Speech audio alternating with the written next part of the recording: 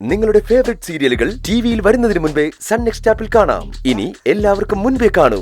ഇപ്പോൾ തന്നെ sun next app download ചെയ്ത് സബ്സ്ക്രൈബ് ചെയ്യൂ.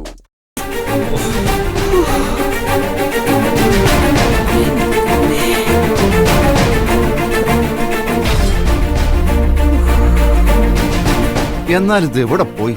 അമ്മാവാ, അവൻ ഇത്തവണയും രക്ഷപ്പെട്ട് കളഞ്ഞു. ഒന്നിപ്പഴച്ചാ മൂന്നല്ലേ? അടുത്ത പ്രാവശ്യം ഞാൻ അവനെ പൊക്കിയിരിക്കും.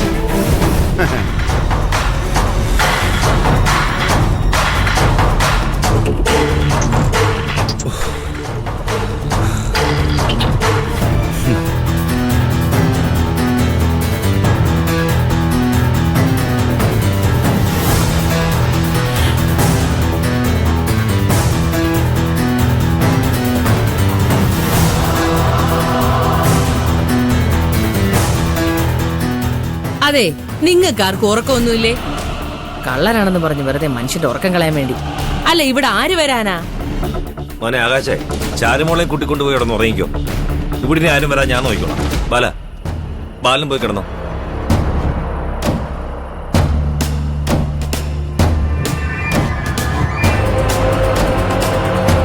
വാ പോവാം.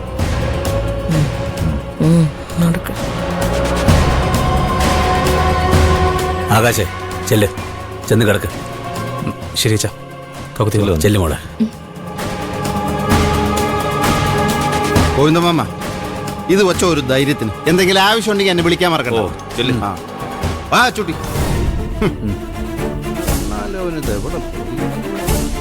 കൈ കിട്ടും. ഇത് വെച്ചോ.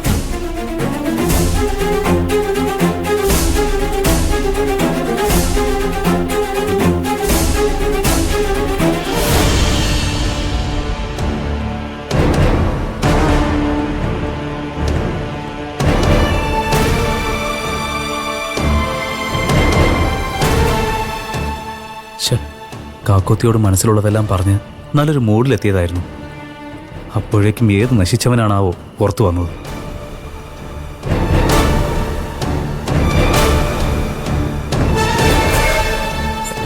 കാക്കുത്തി, റിലാക്സ്. നീ ഇപ്പോഴും അത് ഓർത്തിരിക്കുകയാണോ? ഓർക്കാതെ പിന്നെ. രാത്രി നമ്മുടെ റൂമിന് പുറത്ത് അപരിചിതനായ ഒരാളെ കണ്ട പേടിക്കാതിരിക്കുവോ? കാക്കുത്തി, നിനക്ക് ചിലപ്പോൾ തോന്നിയതായിരിക്കും ഈ ഹാലൂസിനേഷൻ. ഹാലുസിനേഷൻ ഒന്നും അല്ല അക്കുച്ചേട്ടാ, ഞാനിവിടെ തൊട്ടടുത്ത് കണ്ടതല്ലേ.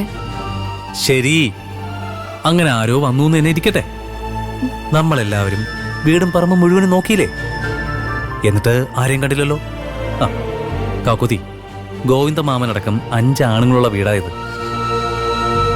ഇവിടെ ഒരു കള്ളനും വരില്ല. അഥവാ വന്നാ തന്നെ ഞങ്ങൾ ആണുങ്ങൾ വെറുതെ ഇരിക്കുമെന്ന് നിനക്ക് തോന്നുന്നുണ്ടോ? എന്നാൽ അക്കുച്ചേട്ടാ, എന്റെ നെഞ്ചിടിപ്പ് എപ്പോഴും കുറഞ്ഞിട്ടില്ല. ആ നെഞ്ചിടിപ്പേ നിനക്ക് പേടിയുള്ളത് കൊണ്ടല്ല. പിന്നെ അത് ഞാൻ നിന്റെ അടുത്തേക്ക് ചേർന്നിരുന്ന് നമ്മൾ ഒന്നാവാൻ പോകുമ്പോ ഉണ്ടാവുന്ന ആ നെഞ്ചിടിപ്പേ ദേ എനിക്കുണ്ട്. നോക്കിക്കേ, എന്റെ ഹൃദയമെടുപ്പ് കൂടിയിട്ടില്ലേ? അതൊന്നും അല്ല, ഞാൻ പേടിച്ചിട്ടാ. കാക്കുത്തി, നീ എന്തിനാ പേടിക്കുന്നേ? നിന്നെ നെഞ്ചോട് ചേർത്ത് വെക്കാനായി ഈ അക്കുച്ചേട്ടനുള്ളപ്പോ. കാക്കുത്തി, നീ കണ്ടിട്ടില്ലേ പരുന്ത് കോഴിക്കുഞ്ഞുങ്ങളെ റാഞ്ചാൻ വരുമ്പോ തള്ളക്കോഴി ആ കുഞ്ഞുങ്ങളെ ചിറകിനടിയിലാക്കി സംരക്ഷിക്കുന്നത്? അത് കോഴിയല്ലേ? ഓഹ്, ആ ഫ്ലോ കളഞ്ഞു. കാക്കുത്തി, റൊമാൻറ്റിക് ആയിട്ട് ചിന്തിച്ചു നോക്ക്. ആ കോഴി കുഞ്ഞുങ്ങളെ ചിറകിനടിയിലാക്കിയതുപോലെ നിന്നെ ഞാൻ എന്റെ ചിറകിനടിയിലാക്കും, നിനക്കൊന്നും സംഭവിക്കാതിരിക്കാൻ വേണ്ടി. കാക്കുത്തി, അക്കുച്ചേട്ടാ, ചെറുപ്പം തൊട്ടേ എനിക്ക് പേടിയാ. ചിരിച്ചു കളിച്ച് സന്തോഷത്തോടെ അമ്മയുടെ അടുത്തിരിക്കുമ്പോ കള്ളം കുടിച്ച് കയറി വന്ന അച്ഛൻ അമ്മയെ തല്ലുമായിരുന്നു. തല്ലെന്ന് പറഞ്ഞ 1 2 അല്ല, ചവിട്ടും തൊഴിയൊക്കെ ആയിരുന്നു. ഞാൻ എപ്പോഴും ഓർക്കാറുണ്ട്, എന്റെ സന്തോഷങ്ങള് ഇയാളിന്റെ ലൈഫ് പോലെയാ, മിനിറ്റുകൾക്കുള്ളിൽ ചിറകറ്റ് വീഴും.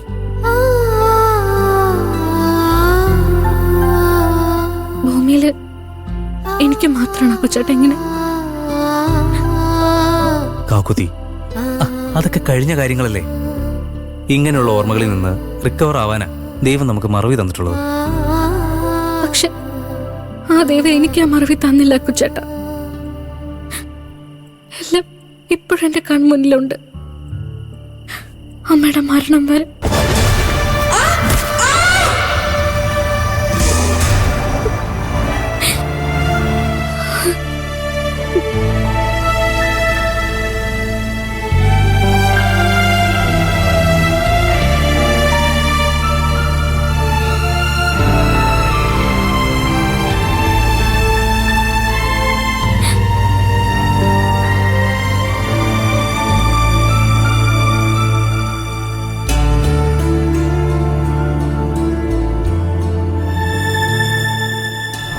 കാക്കുതി, നിന്റെ ജീവിതത്തിൽ ഇതുവരെ നിനക്ക് സന്തോഷം തോന്നുന്ന കാര്യങ്ങൾ ഇല്ലാതിരുന്നോണ്ടാ നിന്നെ ഇപ്പോഴും ഈ ഓർമ്മകൾ ഭയപ്പെടുത്തിക്കൊണ്ടിരിക്കുന്നത്.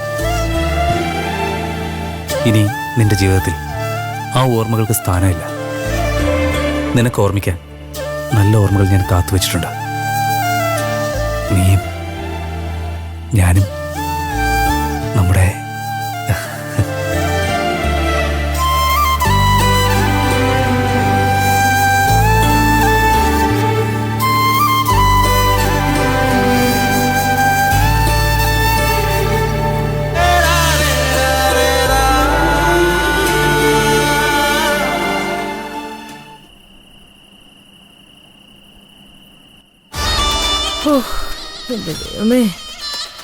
എടാ എന്തോ നാടാ ഈ കാണിച്ചു കൂട്ടിയേ? നീ എന്തിനാ ഇപ്പൊ ഈ തോട്ടിച്ചാടിയേ? അതമ്മേ, ഞാൻ ചുമ്മാ ഫോൺ ചെയ്ത് നമ്മുടെ തോട്ടിന്റെ പടവിന്റെ അടുത്തേക്ക് പോയി. ആ, അപ്പോഴാ ചാരു ആകാശം സംസാരിക്കുന്ന കേട്ടത്. എന്ത് സംസാരിച്ചു? അമ്മയുടെ ഭർത്താവ് ആ മാഷില്ലേ, ആകാശം മോനെ നല്ല ക്ലാസ് കൊടുത്തിട്ടുണ്ട്. എന്ത് ക്ലാസ്സാടാ? നീ ഒന്ന് തെളിച്ചു പറഞ്ഞേ. മാഷിനെ മുത്തശ്ശനാവണമെന്ന് അത് ആകാശനോട് പറഞ്ഞു.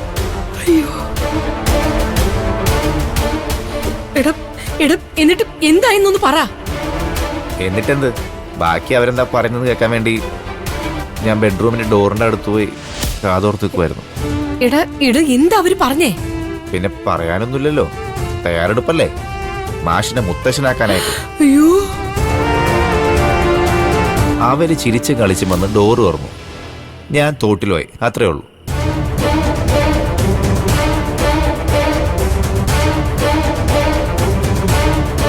എടാ, ഇത് നമുക്ക് പണിയാവുമല്ലോ.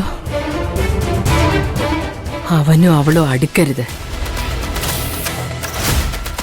അതിനുള്ള വഴി എങ്ങനെയെങ്കിലും കണ്ടെത്തണം.